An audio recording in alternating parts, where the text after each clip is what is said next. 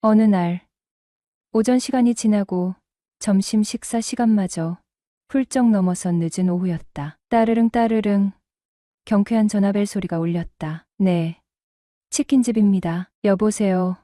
어머, 호 사장님이 직접 받으셨네요.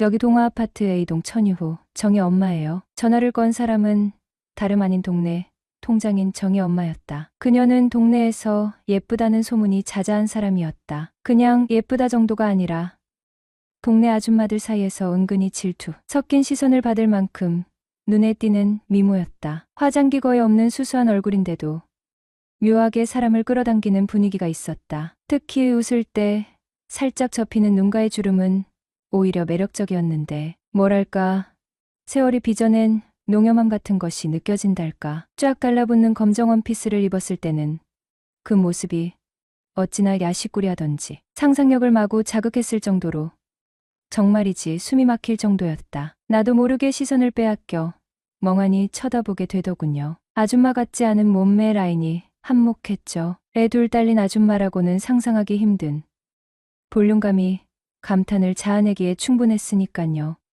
아, 예, 안녕하세요. 무슨 일이시죠? 혹시 지금 치킨 배달이 되나요? 아, 네, 그럼요. 당연히 배달됩니다. 후라이드 치킨으로 드릴까요? 양념으로 드릴까요? 정희 엄마의 주문 전화에 피곤하던 내 얼굴이 금세 활짝 펴졌다. 양념 하나, 프라이드 하나 주세요. 네, 네, 알겠습니다. 최대한 빨리 갖다 드릴게요. 혹시 콜라 서비스로 드릴까요? 네, 아무거나 괜찮아요. 근데 사장님이 직접 배달 오시나요? 왜 그러시죠? 무슨 문제라도 있나요?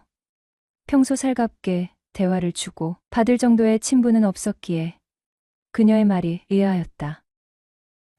아니요, 문제라니요. 그냥 여쭤본 거예요. 호호. 아, 네. 나도 멋쩍게 따라 웃었다. 정희 엄마 목소리만 들어도 싱글벙글 기분이 좋아져 나도 모르게 미소를 머금은 채 냉장고에서 싱싱해 보이는 닭 두 마리를 꺼내 주방으로 향했다. 능숙한 솜씨로 닭을 먹기 좋은 크기로 자르고 튀김옷을 입혔다. 정성껏 치킨을 튀겨냈다. 노릇하게 튀겨진 닭을 건져 기름을 빼고 종이 박스에 싱싱한 야채 샐러드와 소금, 단무지를 차곡차곡 담았다. 닭은 식지 않도록 호일로 꼼꼼하게 감싼 후박스에 넣었다. 냉장고에서 콜라를 꺼내 들고 스쿠터에 시동을 걸고 아파트 단지로 향했다. A동 엘리베이터에 올라 10층 버튼을 누르며 오랜만에 나서는 배달이 왠지 모르게 재미있다고 생각했다. 평소에는 배달 대행을 시키는데 그녀의 부탁을 어찌 거절할 수가 있겠는가 말이다. 그녀가 오늘은 어떤 옷을 입고 있으려나 살짝 설레어왔다. 바쁘더라도 이렇게 가끔 배달을 나가는 것도 나쁘지 않겠다는 생각에 조금은 들뜨기까지 했다. 딩동. 천이호 집 앞에서 벨을 누르고 닭과 콜라 박스를 든 채 목소리를 높였다. 배달 왔습니다. 잠시만요. 정희 엄마의 목소리가 문 너머로 들려왔고 곧이어 철컥철컥 도어락 풀리는 소리가 들렸다. 문이 열리는 순간 정희 엄마가 눈부신 미소와 함께 모습을 드러냈는데 긴팔롱 원피스 위에 부드러운 가디건을 걸치고 있었는데도 숨길 수 없는 매력이 흘러나왔다. 어머, 사장님이 직접 오셨어요? 정희 엄마는 특유의 살짝 콧소리 섞인 목소리로 다시 한번 나에게 말을 건넸다. 그녀의 환한 미소는 내 마음을 순간 녹여버리는 듯했다. 평소 동네에서 보던 수수한 모습과는 달리 집 안에서 편안하게 차려입은 그녀는 훨씬 더 여성스럽고 매혹적인 분위기를 풍겼다. 순간 심장이 쿵하고 내려앉는 듯했다. 배달을 핑계로 그녀의 집 안까지 들어오게 되다니 묘한 분위기는 어쩌면 오늘 뭔가 예상치 못한 일이 벌어질지도 모른다는 불길한 예감이 스쳐 지나갔다. 잠시만요.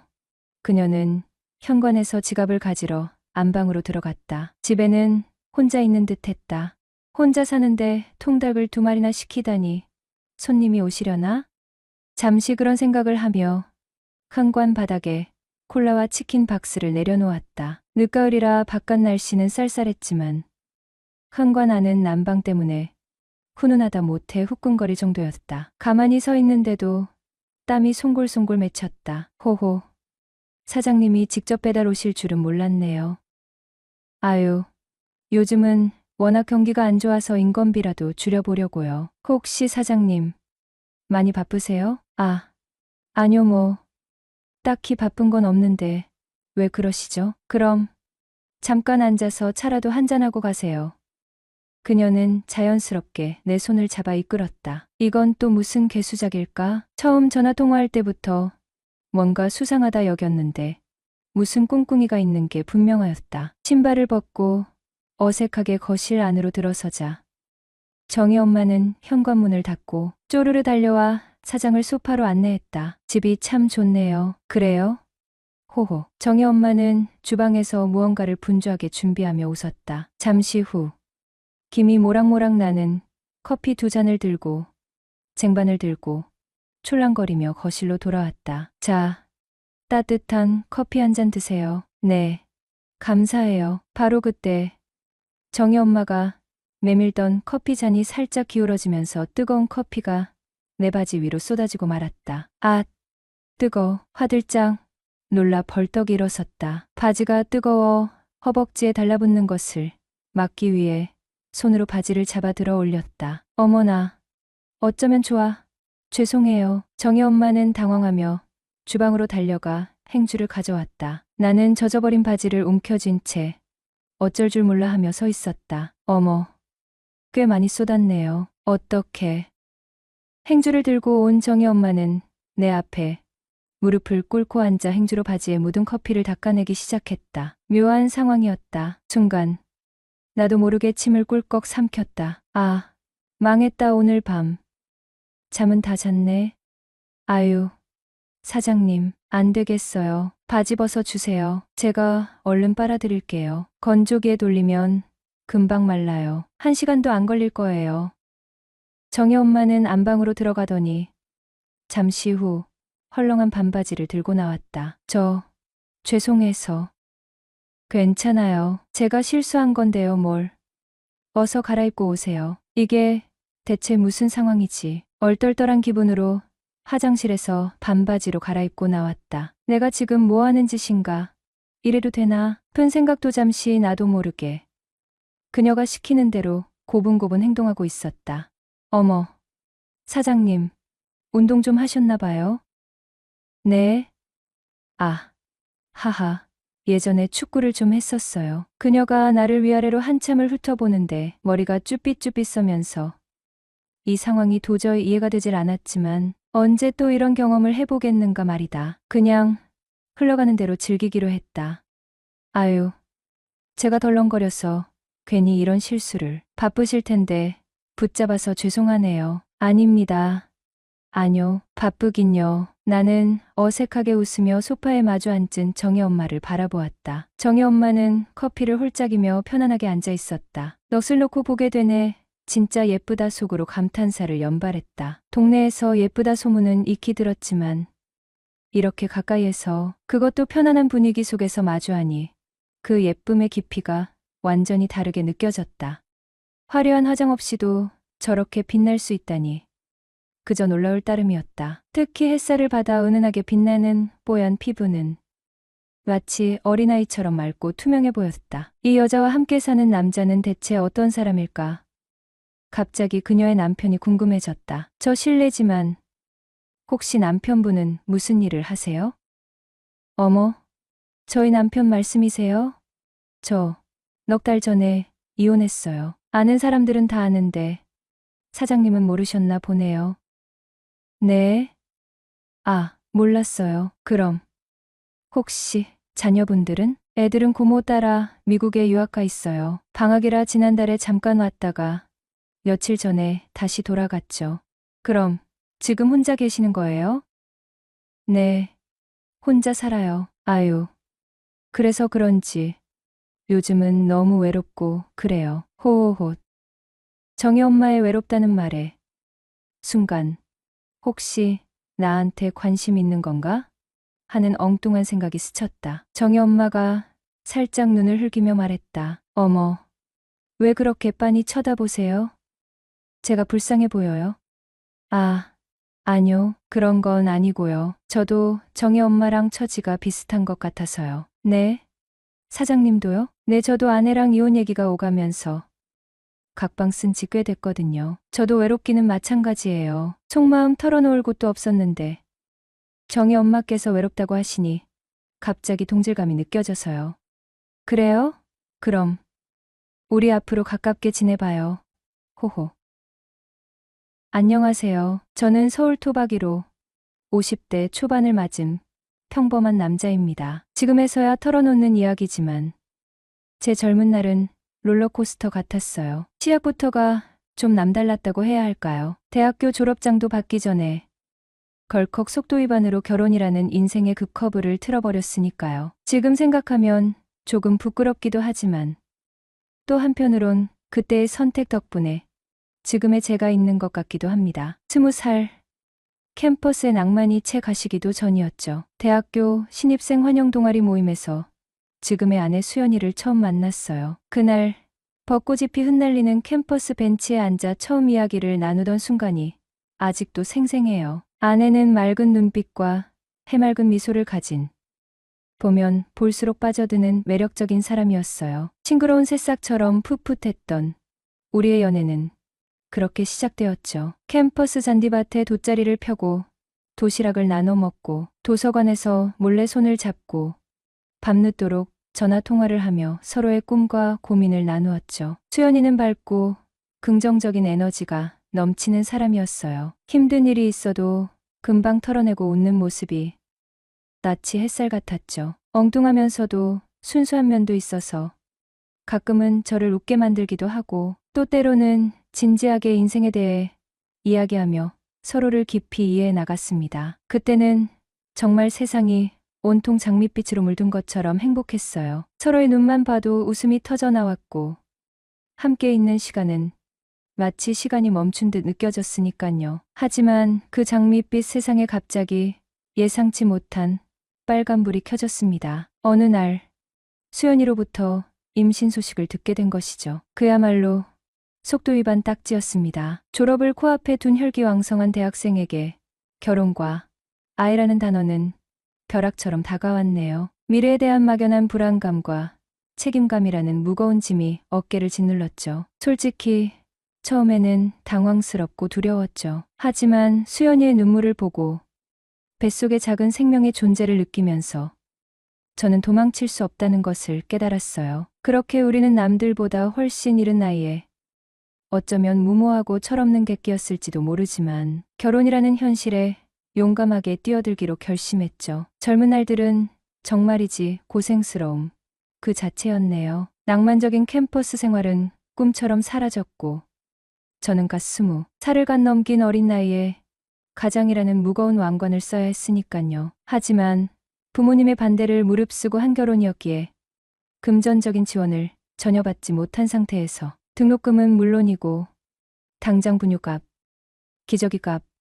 생활비까지 모든 것을 혼자 책임져야 했네요. 살기 위해, 아니 살아남기 위해 안 해본 일이 없을 정도였습니다. 낮에는 학교 수업을 듣고 밤에는 대리운전을 했죠. 건설 현장에서 벽돌을 나르는 막노동까지 했어요. 잠이라곤 쪽잠이 전부였고 띠니를 거르는 일도 다반사였죠. 학업과 아르바이트, 육아까지 삼중고를 겪다 보니 몸은 늘 천근만근 무거웠고 마음은 지칠 대로 지쳐갔습니다. 하지만 아내는 그런 힘든 시간 속에서도 묵묵히 제 곁을 든든하게 지켜주었습니다. 오히려 저보다 더 긍정적이고 강인한 사람이었어요. 힘든 내색 한 번 없이 오히려 저를 격려하며 용기를 북돋아 주었거든요. 고생 끝에 낙이 온다고 했나요? 양가 부모님들이 서로 연락을 해 저희를 찾아왔더군요. 보증금 50만 원에 월 20만 원짜리 단칸방에서 세 식구가 다이소에서 장만한 살림살이와 10년도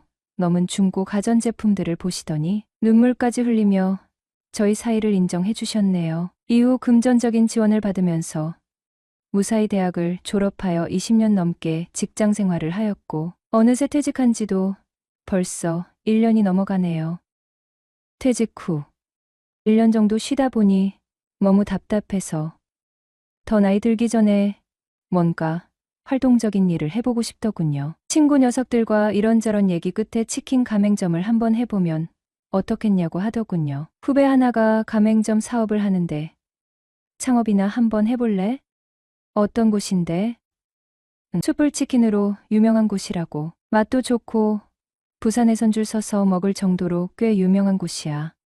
요즘 치킨집이 한 집 건너 하나씩 있는데 장사가 되겠어. 아니, 일반 치킨집이 아니고 숯불치킨이잖아. 기름에 튀기는 거랑은 다르지?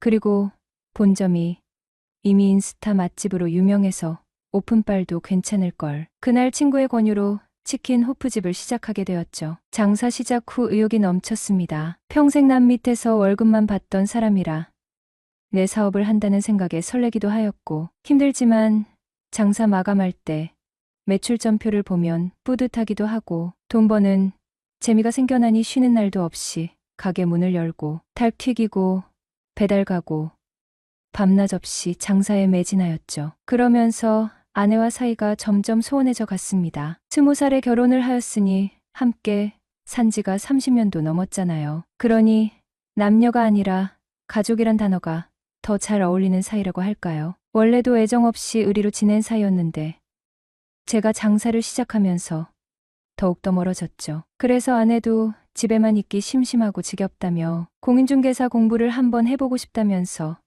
학원을 다니기 시작했어요. 그러다 아내가 5살 연하의 학원 동기랑 바람이 나서 결국 이혼을 하게 되었습니다. 새로운 설렘의 시작점. 그건 정말이지 운명처럼 다가온 동아 아파트 12호. 정희 엄마였어요. 50대 초반이라는 나이가 도저히 믿기지 않을 만큼.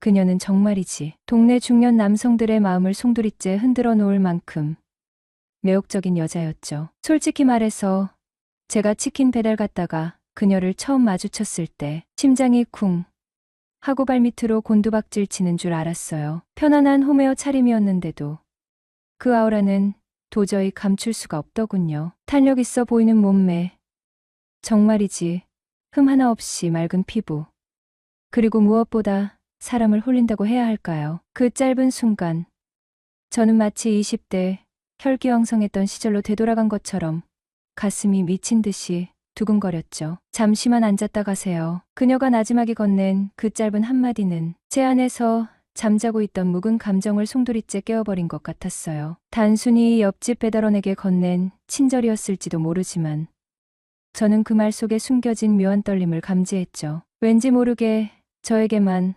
허락된 특별한 초대처럼 느껴졌다고 해야 할까요? 그녀의 집 문턱을 넘어서는 순간에도 잔상처럼 내리에 박힌 그녀의 미소와 나긋한 목소리가 귓가에서 맴돌았어요. 저렇게 아름다운 여자가 내 앞에서 외롭다고 하다니 마치 꿈속을 헤매는 것처럼 비현실적으로 느껴졌죠. 정희 엄마는 제게는 완전히 다른 차원의 세계에 사는 사람처럼 느껴졌어요. 굳이 화려하게 꾸미지 않아도 저절로 빛이 나는 아우라, 세련된 분위기, 그리고 왠지 모르게 풍겨져 나오는 지적인 매력까지. 그런 여자가 먼저 저에게 관심을 보인다는 사실 자체가 도무지 믿기질 않았어요. 내가 50평생 살면서 언제 또 이런 여자를 만나보겠어. 스스로에게 수없이 되뇌었죠. 이제 와서 득실을 따질 것도 잃을 것을 두려워할 이유도 없다는 생각이 들었어요.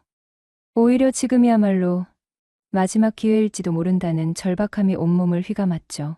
그래, 마음이 이끄는 대로 될 때까지 한번 가보는 거야. 오랜 세월 동안 잠들어 있던 가슴속 깊은 곳에서 뜨겁고 붉은 불꽃이 솟아오르는 것을 느꼈습니다. 50대 중반의 나이에도 20살 혈기 넘치던 시절 풋풋했던 첫사랑을 시작할 때처럼 가슴 떨리고 설레는, 정말이지 벅찬 기분을 다시 느끼게 해준 정희 엄마.